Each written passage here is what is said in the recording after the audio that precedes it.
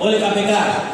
Jadi planning kita menjadi contoh KPK BI se-Indonesia oleh Kota Makassar memiliki performa ekonomi yang terbaik di dunia, bukan Indonesia. Sekarang 2,3%. Ekonomi Indonesia 4,9%. Makassar biasanya 9,8%. Dia akan turun menjadi tetap menjadi performa terbaik dan tertinggi di Indonesia. Nah, tingkat sekarang 33 ya?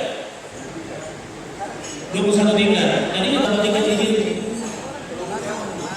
18. Dikasih naik, saya bilang pokoknya namanya sampai ke atas, insya Allah ini tangan muda. Kita memiliki namanya war room. War room itu alat kontrol. Nah, kita bisa lihat ini tadi. Ini lorong-lorong kita. Coba dilihat Australia masuk di lorong. Kita bisa lihat lorong kita. Itu saya kira saingannya cuma satu, saya kira Surabaya. Tapi kalau dilihat kalau soal lorong, kita bisa lihat di lorong kita. Terus ada lagi kan?